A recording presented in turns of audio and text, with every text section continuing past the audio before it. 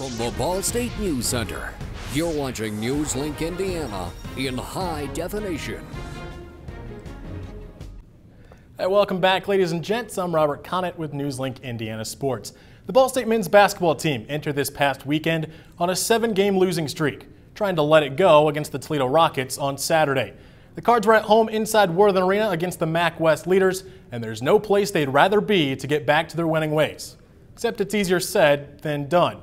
Ball State had a slow start to the game while the Rockets were feeling like a room without a roof in the first half.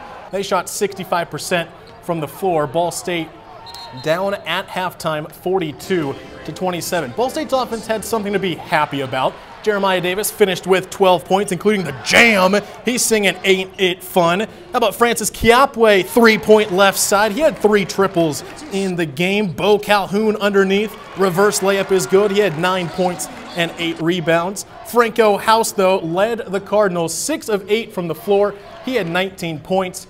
But the efforts were not enough as Toledo goes on to win this game 72-61.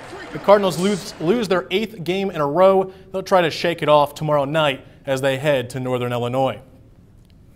The Ball State men's volleyball team is ranked 13th in the nation. They're pretty good. There must be something in the water.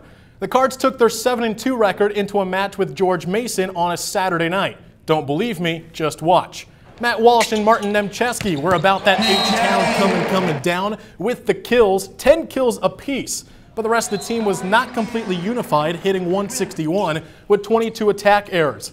On the defensive end, David Ryan Vandermeer had 13 digs, Shane Whitmer had 11, but the Patriots, coming into the match as a dark horse, they meant business. They take set 1 over the Cards 26-24 and the second set 25-17. With Ball State on the verge of being swept, the Cards did all they could, but sometimes these nights never seem to go to plan.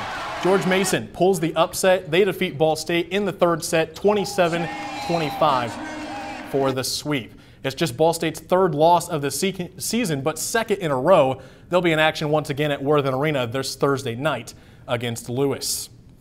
The Ball State softball team started their 2015 season over the weekend in Nashville, Tennessee, and they might already be in the running for most dramatic finish of the year.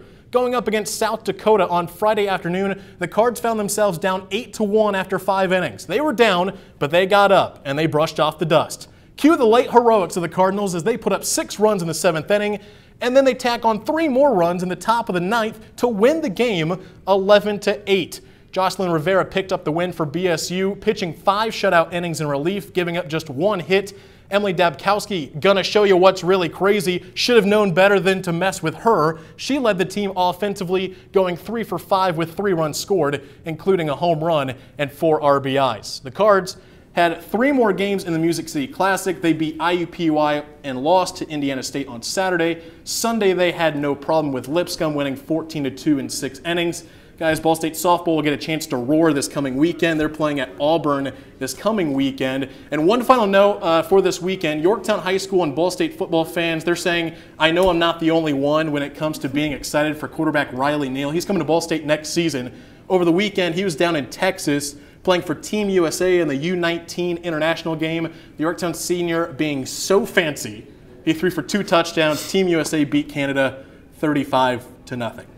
Well, Rob, it definitely sounds like someone watched the Grammys last night. Maybe a little bit. Well, maybe a little bit. Speaking of the Grammys, last night's Grammy Awards brought in some of its lowest numbers in recent history.